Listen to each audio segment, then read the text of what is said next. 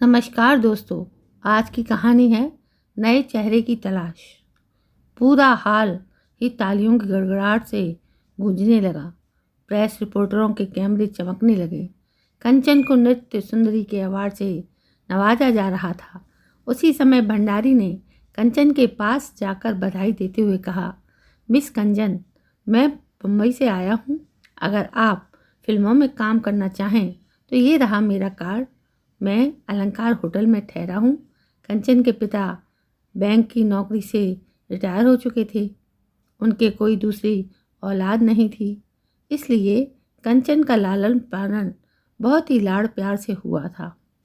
पढ़ाई लिखाई में वो होशियार थी। डांस सीखने का भी उसे शौक था। कद काठी की अच्छी कंचन रूप रंग में भी खूबसूरत थी। कंचन के मन में फिल्मी हीरोइन बनने के ख्वाब पहले से ही करवट ले रहे थे। उसने सोचा भी नहीं था कि फिल्मों में जाने का मौका उसे इतनी जल्दी मिल जाएगा।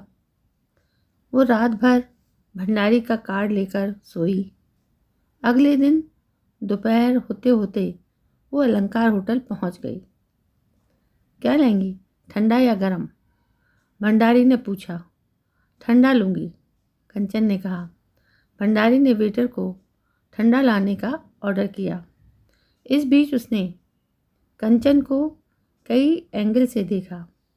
भंडारी ने कंचन की आंखों में देखते हुए कहा, मिस कंचन, मैं यहाँ फिल्मों के लिए नए चेहरे की तलाश में आया हूँ। मुश्किल यह है कि जहाँ भी जाता हूँ वहाँ नए चेहरों की भीड़ लग जाती है। मैं हर किसी को तो हीरोइन बना नहीं सकता। जिसमें टैलेंट होगा वही तो फिल्मों में आ सकेगा। मेरे बारे में आपकी क्या राय है? कंचन ने शर्माते हुए भंडारी से पूछा। भंडारी ने कहा, तुम्हारा गोरा भूरा भरा हुआ बदन है, फिगर भी अच्छा है। तुम्हारे मुस्कुराने पर गालों में जो ये गड्ढे बनते हैं वो भी लाजवाब हैं। डांस में तो तुम होशियार हो ही। रही एक्टिंग की बात तो एक्टिंग ट्रेनिंग ज्वाइन करवा दूंगा। भंडारी को लगा कि चिड़िया फंस रही है। उसने कंचन की ओर देखते हुए फिर कहा, मिस कंचन, मुझ पर भरोसा रखो। मैं आज रात को मुंबई जा रहा हूँ। 2 दिन बाद मेरे इस पते पर आ जाना। साथ में कोई ज़्यादा सामान लाने की ज़रूरत नहीं है। वहाँ मैं सारा इंतज़ाम कर दूँगा। अभी तुम अपने घर परिवार या फिर यार दोस्त को भी मत बताना। कंचन के ऊपर भंडारी की बातों का जादू की तरह असर हुआ। वो अभी से अपने आप को फिल्मी हीरोइन समझने लगी थी। उसने मन ही मन तय किया कि वो मुंबई जरूर जाएगी। रही माँ बाप की बात तो ढेर सारी दौलत आने के बाद सब ठीक हो जाएगा। आज भंडारी को गए 3रा दिन था। कंचन ने चुपचाप मुंबई जाने की तैयारी कर ली। स्टेशन पर पहुंचते ही उसने भंडारी को फ़ोन कर दिया कि वो सुबह की गाड़ी से मुंबई आ रही है। भंडारी ने उसे दादर स्टेशन पर मिलने के लिए कहा। कंचन पहली बार मुंबई आई थी। दादर स्टेशन पर उतरते ही उसे भंडारी मिल गया। स्टेशन के बाहर निकलते ही भंडारी ने कंचन को कार में बैठाया और कार तेजी से चल दी। भंडारी कंचन को एक आलीशान बंगले में ले गया। कंचन की आंखें भी उस बंगले को देखकर चुंधिया गईं। भंडारी ने कहा, मिस कंचन, आप थकी हुई हैं, नहा धोकर आराम कीजिए। मैं शाम 7 बजे आऊँगा। शाम को 7 बजे से पहले ही भंडारी आ गया। उसने कंचन को बड़े ध्यान से देखा और बोला, मिस कंचन, वैसे तो सब ठीक है, पर तुम्हें यहाँ कुछ खास लोगों से मिलना होगा। पहनने को कुछ बढ़िया कपड़े भी चाहिए। वैसे मैं खरीदारी करवा दूंगा। आज एक खास आदमी से तुम्हारी मुलाकात करानी है। मिस्टर कपाड़िया फिल्म इंडस्ट्री की जानी मानी हस्तियों में से एक हैं। वे दर्जनों फिल्में बना चुके हैं, बहुत ही कामयाब फिल्मकार हैं। भंडारी ने कंचन को गाड़ी में बिठाया और थोड़ी ही देर में वे समुद्र किनारे बने होटल स्टार में जा पहुँचे। कापड़िया वहाँ पहले से मौजूद था। भंडारी ने कंचन का परिचय कराया और कापड़िया कंचन को देखकर बहुत खुश हुआ। एक अनछुई कली उसे मिलने वाली थी। कापड़िया ने भंडारी से कहा, क्या लेंगे, ठंडा या गरम?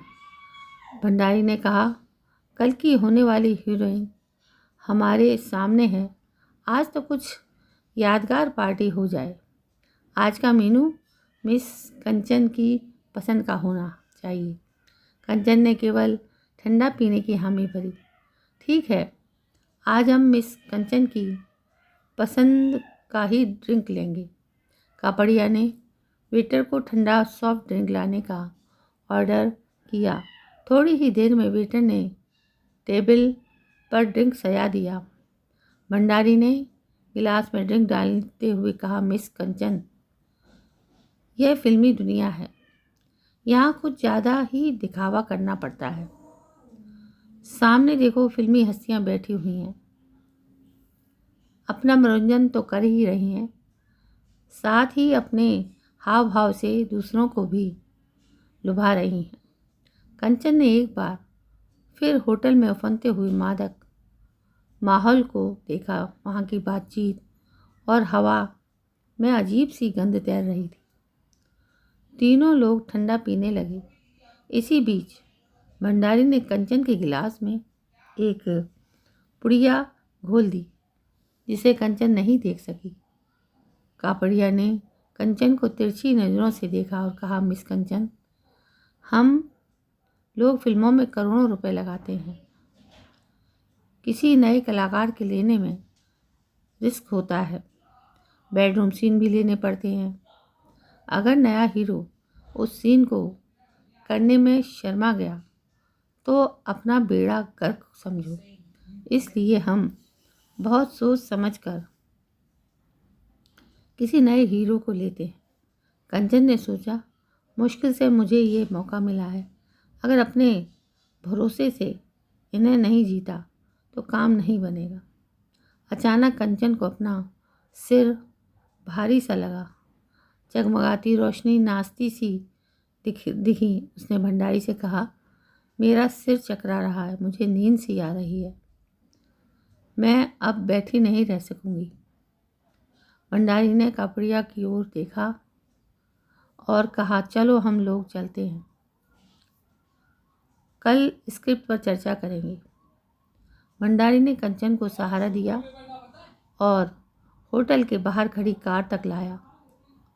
कंचन पर पुड़िया का पूरा असर हो गया था। कंचन को साथ लेकर भंडारी कापड़िया के साथ बैठ गया।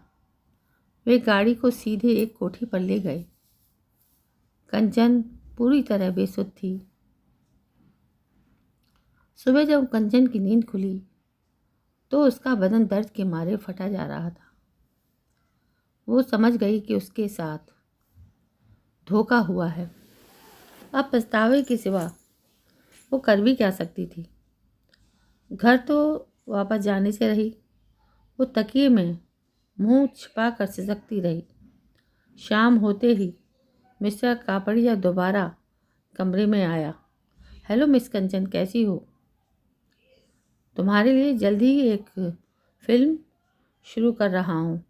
फिल्म के फाइनेंसर जयंत भाई आए थे, सभी बातें तय हो गई हैं। चलो तुम्हें कुछ खरीदारी करवा दूँ। हमारी नई हीरोइन जल्दी ही बुलंदियों को छूने वाली है। कंचन बेमन से उठी। उसे फिल्म में हीरोइन बनने का सपना बार बार खींच रहा था। कंचन ने भंडारी के बारे में पूछा तो कपड़िया ने कहा कि वो फिल्म की लोकेशन देखने बाहर गया है। इस फिल्म की शूटिंग विदेश में होगी। कंचन जब रात को लौटी तो उसके पास नए फैशन के कपड़े थे। वो अपने आप को फिल्मी हीरोइन समझने लगी थी। इसी तरह कापड़िया के साथ पूरा 1 महीना निकल गया। वो रोज़ रात को मिस्टर कापड़िया के साथ सोती। एक दिन कापड़िया ने कंचन से कहा, मिस कंचन, मैं फिल्म के सिलसिले में बाहर जा रहा हूँ। इस बीच जयंत भाई आएंगे, वही फिल्मी ट्रेनिंग भी दिलवाएंगे। मेरे लौटने पर फिल्म का भव्य मुहूर्त होगा। जयंत भाई भी कंचन को फिल्मी ख्वाब दिखाते रहे। इस बीच ना तो भंडारी लोकेशन देखकर लौटा और ना ही कापड़िया अमेरिका से। जो खेल कापड़िया उसके साथ खेलता रहा था, वही खेल जयंत भाई ने भी खेला। मुंबई आने पर कंचन पहली बार 3 दिन तक अकेली रही। दोपहर का समय था। वो चिंता में डूबी एक मैगजीन पलट रही थी कि बाहर की घंटी बजी। कंचन के दरवाज़ा खोला तो दरवाजे पर कुछ दादा टाइप लोग खड़े थे। उन्होंने कंचन से कहा, मैडम, ये कोठी खाली कीजिए।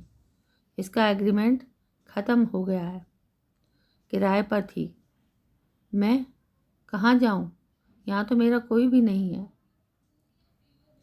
मिस्टर कापड़िया और जयंत भाई को आ जाने दीजिए।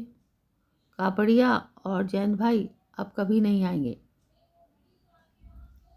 और भंडारी, देखिए मैडम, भंडारी आपको कहाँ मिलेगा? वो तो नए चेहरे की तलाश में पूरा हिंदुस्तान घूम रहा होगा। देखिए, मुझे कुछ तो समय दीजिए। ये मेरा कोई नहीं है, यहाँ मेरा कोई नहीं है। अपना कुछ इंतज़ाम करती हूँ। आपकी बड़ी मेहरबानी होगी। ठीक है, हम 24 घंटे का समय देते हैं। कल इसी समय आएंगे। अगर यहाँ से नहीं जाओगी तो धक्के मारकर तुम्हें बाहर निकाल देंगे। यह मुंबई है, मुंबई, ध्यान रखना मैडम। कंचन के पैरों से ज़मीन खिसक गई। उसे ध्यान आया कि इस बीच मिस रीटा से उसकी मुलाकात हुई थी। उसने कहा था कि जब ज़रूरत हो मुझे फ़ोन करना। रीटा का कार्ड उसके पर्स में था। उसने फ़ोन किया। मैं कंचन बोल रही हूँ। ओह कंचन, कैसी हो? बोलो, क्या बात है? कंचन ने रोते रोते फ़ोन पर सारी बात बता दी। रीटा ने कहा, मैं जानती थी कि एक दिन तुम्हारे साथ भी वही होगा जो मेरे साथ हुआ था। ये अच्छे भले घर की लड़कियों को फिल्मी दुनिया के ख्वाब दिखाते हैं। तुम्हारी तरह मैं भी इनके चंगुल में फंस गई थी। हीरोइन तो नहीं बन सकी, लेकिन कॉल गर्ल ज़रूर बन गई। मैंने भंडारी के साथ तुम्हें पहले दिन देखा था। मुझे भी यही भंडारी का बच्चा हीरोइन बनाने के लिए लाया था। अब मैं घर की रही ना घाट की। तू ऐसा कर, मेरे पास आ जा और मेरे रूम पार्टनर बन जा। शाम 7 बजे मुझे कहीं निकलना है। फ़ोन पर फ़ोन आते हैं, समझ गई ना? फिल्मी सीटिंग पर चलना है। मेरी और तुम्हारी जैसी न जाने कितनी ही लड़कियां इस माया नगरी में आ गईं और कितनी ही आने वाली हैं। यह सिलसिला कब रुकेगा, कहा नहीं जा सकता। आज भी मिस्टर भंडारी जैसे कई दलाल फिल्मी हीरोइन बनाने के लिए नए चेहरे की तलाश में हैं। मिस्टर कापड़िया और जैन भाई भी नए चेहरों को लेकर फिल्म बना रहे हैं, लेकिन इनकी फिल्म आज तक नहीं बनी। तो दोस्तों, ये था मुंबई का फिल्मी दुनिया का एक काला चेहरा जो हर कोई इनके झांसे में आ जाता है। ये कहानी एक शिक्षा है उन लोगों के लिए जो इनके बहकावे में आते हैं। दोस्तों, ये कहानी आपको कैसी लगी? यदि कहानी पसंद आई हो तो प्लीज़ इस कहानी को शेयर ज़्यादा करें और कमेंट ज़रूर करें। मेरे इस चैनल को सब्सक्राइब करना ना भूलें। कल मैं फिर हाजिर होती हूँ। तब तक के लिए जय हिंद, वंदे मातरम।